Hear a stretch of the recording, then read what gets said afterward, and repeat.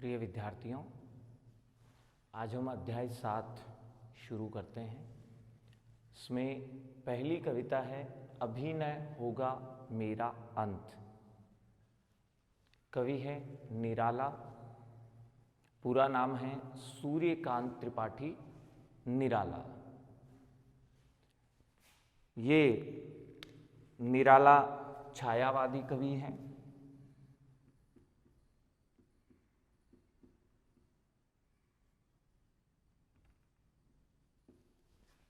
छायावादी कवि है, छायावाद से संबंधित है। और यदि हम ध्यान से इस कविता की पंक्तियों को देखते हैं तो एक पंक्ति छोटी है, दूसरी थोड़ी बड़ी है, कोई पंक्ति बहुत बड़ी है तो कोई पंक्ति बहुत छोटी भी है। इनको देखने से पता चलता है कि प्रत्येक पंक्ति में ना तो मात्राएं बराबर हो सकती है और ना ही वर्ण बराबर हो सकते हैं, ना मात्रिक छंद हो सकता है और ना यहाँ पर वार्णिक छंद हो सकता है। अतः हम कह सकते हैं कि ये कविता हमारी छंद मुक्त कविता है। छंद मुक्त कविता है। इस कविता में कवि ने ये बताने का प्रयास किया है कि अभी मेरा अंत नहीं होगा, अभी मेरा जीवन समाप्त नहीं हो सकता है। अभी तो मेरी यौवन अवस्था है, अभी तो ये मेरे जीवन का पहला ही चरण है, महत्वपूर्ण चरण है। अभी तो मेरे अंदर उत्साह है, अभी तो मुझे काफ़ी कुछ विकसित करना है। इसलिए मेरे जीवन का अंत अभी नहीं है, अभी नहीं हो सकता है। इसलिए उत्साहपूर्ण अपनी यौवन अवस्था का उल्लेख किया है और साथ में कहा है कि इस यौवन अवस्था में उत्साह है, बहुत सारी भावनाएं हैं, इसलिए अभी मेरा अंत नहीं होने वाला है, अभी मेरा जीवन समाप्त नहीं होने वाला है। यही भाव इस कविता में महत्वपूर्ण रहेगा। अभी न होगा मेरा अंत, अभी अभी ही तो आया है मेरे जीवन में मृदुल बसंत। अभी न होगा मेरा अंत। हरे हरे ये पात, डालियां कलियां कोमल गाथ, मैं ही अपना स्वप्न मृदुल कर फेरूंगा निदित कलियों पर, जगा एक प्रत्यूष मनोहर। पुष्प पुष्प से तंद्रालस लालसा खींच लूंगा मैं, अपने नव जीवन का अमृत सहर्ष सींच दूंगा मैं। द्वार दिखा दूंगा फिर उनको, है मेरे वे जहां अनंत, अभी न होगा मेरा अंत। मेरे जीवन का यह है जब प्रथम चरण, इसमें कहाँ मृत्यु है, जीवन ही जीवन, अभी पड़ा है आगे सारा यौवन। स्वर्ण किरण कल्लोलों पर बहता रे बालक मन, मेरे ही अविकसित राग से विकसित होगा बंधु दिगंत। अभी न होगा मेरा अंत।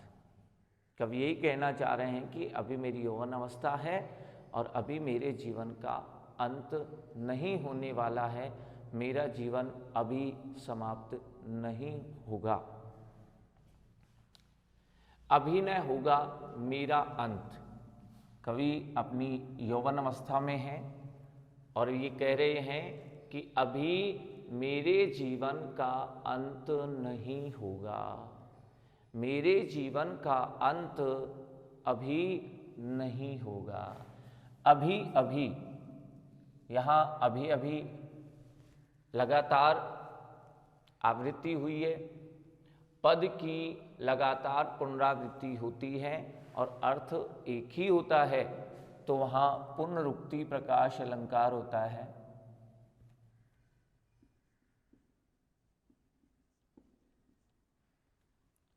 यहां पुनरुक्ति प्रकाश अलंकार है।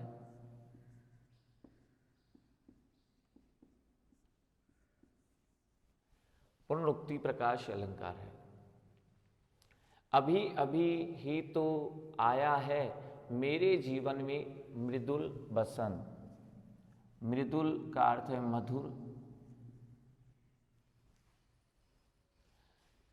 अभी अभी मेरे जीवन में मधुर बसंत आया है। जैसे ऋतुओं में राजा है बसंत, सभी खुश हो जाते हैं, प्रसन्न हो जाते हैं, ठीक उसी प्रकार यहाँ पर मृदुल बसंत बता है यौवन अवस्था को।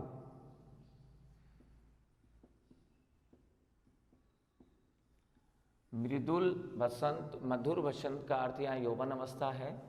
कवि कह रहे हैं कि अभी अभी ही तो मेरे जीवन में मधुर बसंत आया है, अभी तो मेरी यौवन अवस्था प्रारंभ हुई है, इसलिए अभी मेरे जीवन का अंत नहीं होगा। अभी अभी ही तो मेरी यौवन अवस्था शुरू हुई है, प्रारंभ हुई है, इसलिए अभी मेरा अंत नहीं होगा। हरे हरे ये पात डालियां कलियां कोमल गात। पात यानी पत्तियां, पत्ते। जब बसंत ऋतु आ जाती है तो वृक्षों के पत्ते हरे हरे, यहां हरे हरे में भी पुनरुक्ति प्रकाश अलंकार है। जब बसंत ऋतु आती है तो वृक्षों के पत्ते पत्तियां हरी भरी हो जाती है, डालियां हरी भरी हो जाती है और कोमल कलियां खिल उड़ती है। जब बसंत ऋतु आती है तो पत्तियां हरी भरी हो जाती हैं, डालियां भी हरी हो जाती है, कोमल कलियां खिल जाती है। गात यानी शरीर। उसी प्रकार मेरे शरीर में भी उत्साह उत्पन्न हुआ है, यौवन अवस्था आई है। जैसे बसंत ऋतु के आने पर पत्तियां हरी भरी हो जाती हैं, डालियां हरी भरी हो जाती है और कोमल कलियां खिल जाती है, उसी प्रकार मेरी यौवन अवस्था आई है, मेरे शरीर में उत्साह जागृत हुआ है, नई नई उमंगें उत्पन्न हुई है, बहुत सारी लालसाएं उत्पन्न हुई है। मैं ही अपना स्वप्न मृदुल कर फेरूंगा निद्रित कलियों पर। देखिए, मैं ही अपना स्वप्न मृदुल, फेरूंगा निद्रित, निद्रित यानी सोई हुई, सोई हुई कलियों पर मृदुल यानी कोमल हाथों का, कर यानी हाथ, हाथों का फेरने का मतलब स्पर्श करना। सोई हुई कलियों पर कोमल हाथों का जब स्पर्श करते हैं तब वे कलियां खिल जाती है, जागृत हो जाती है, उठ जाती है। ठीक उसी प्रकार मैं अभी स्वप्न में हूं और अब मैं अपनी उन इच्छाओं को, अपनी आकांक्षाओं को अभी मैं भी जागृत करूंगा। यौवन अवस्था आई है, बहुत सारी इच्छाएं, बहुत सारी लालसाएं मेरे अंदर उन कलियों के समान सोई हुई है। अब मैं उन्हें स्पर्श करके, कोमल स्पर्श करके मैं उन सबको कलियों के समान, सोई हुई कलियों के समान अब जगाऊंगा। अर्थात मेरे अंदर इच्छाएं, भावनाएं, उमंगे ये अब जाग रही है। यौवन अवस्था के आने के बाद उन सबको यौवन अवस्था ने स्पर्श कर दिया है और मेरे अंदर बहुत सारी लालसाएं, इच्छाएं, मनोरथ अब मेरे अंदर उत्पन्न हो गए हैं, जाग गए हैं। जगा एक प्रत्यूष मनोहर, पुष्प पुष्प से तंद्रालस लालसा खींच लूंगा मैं, अपने नव जीवन का अमृत सहस सींच दूंगा मैं। प्रत्यूष कहते हैं प्रभात, सवेरा। जैसे मनोहर सवेरा सबको जगा देता है, उसी प्रकार मेरी इस यौवन अवस्था ने भी मेरी उमंगों को, मेरी लालसाओं को जगा दिया है।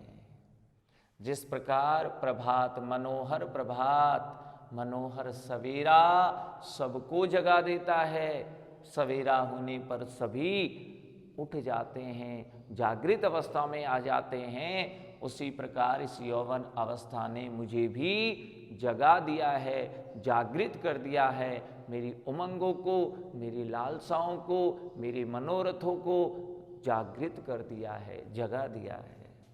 पुष्प पुष्प, यहाँ भी पुनरुक्ति प्रकाश अलंकार है। पुष्प पुष्प से तंद्रालस लालसा खींच लूंगा मैं। प्रत्येक पुष्प में तंद्रालस यानी आलस्य,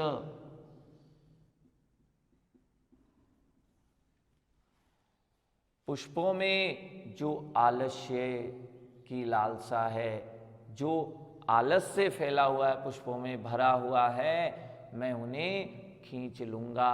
अर्थात आलस्य को अब मैं दूर कर दूंगा। अब मेरी यौवन अवस्था आ गई है, मेरे अंदर जो आलस्य है, जैसे पुष्पों का आलस्य दूर हो जाता है सवेरा होते ही, वैसे ही अब मैं भी जो मेरे अंदर आलस्य है, उस आलस्य को दूर कर दूंगा, समाप्त कर दूंगा और अनेक प्रकार की लालसाएं, इच्छाएं अब मैं उत्पन्न करूंगा।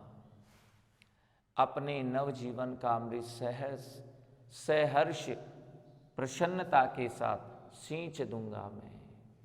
अपने इस नवजीवन में, इस यौवन अवस्था में अमृत रूपी जल प्रसन्नता के साथ सींच दूंगा। अमृत प्रसन्नता के साथ अपने इस जीवन में मैं सींच दूंगा, अमृत भर दूंगा, द्वार दिखा दूंगा, फिर उनको है मेरे वे जहान। और द्वार, यहां विकास का द्वार बताने की बात है। यहां द्वार का अर्थ है विकास का द्वार। और मैं अपने जीवन को अब विकास का द्वार दिखा दूंगा। मैं अपने जीवन को विकास का द्वार, विकास का मार्ग अब दिखा दूंगा। है मेरे वे जहां अनंत, मेरे अंदर अनंत विकास, मेरे अंदर अनंत विकास की क्षमताएं हैं। मैं उन क्षमताओं को जागृत कर दूंगा।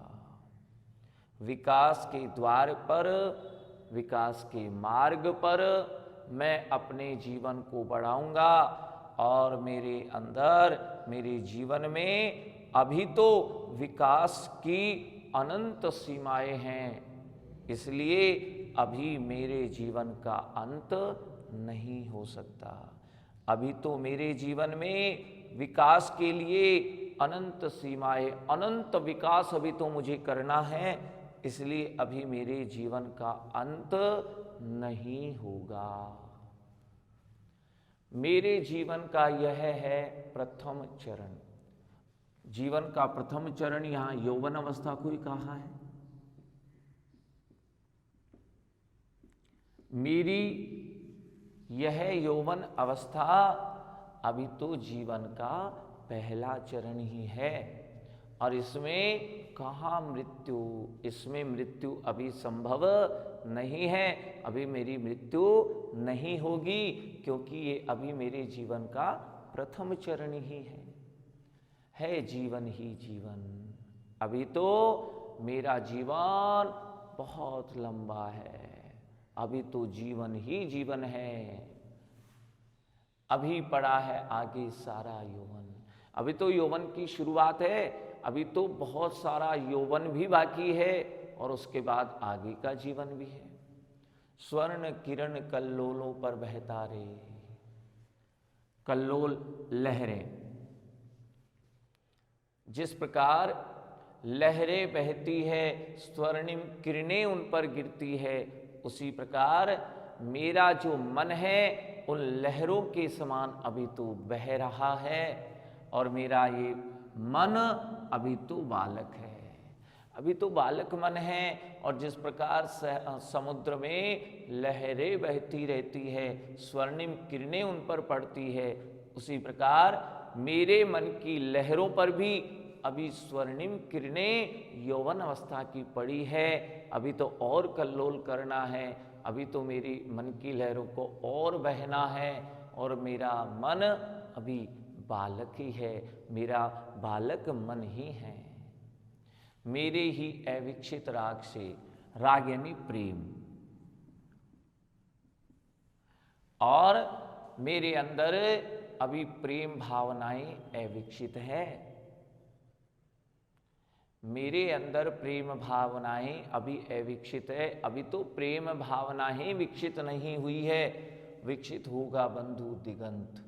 हे बंधु, दिगंत यानी दिशाओं के अंत तक,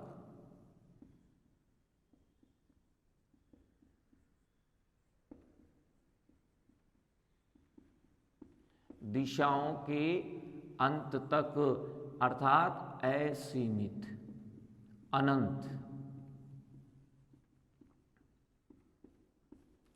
अभी तो हे बंधु, अभी तो मेरे मन को अनंत तक विकसित होना है, दिशाओं के अंत तक विकसित होना है, इसलिए मेरे जीवन का अंत अभी नहीं हो सकता है।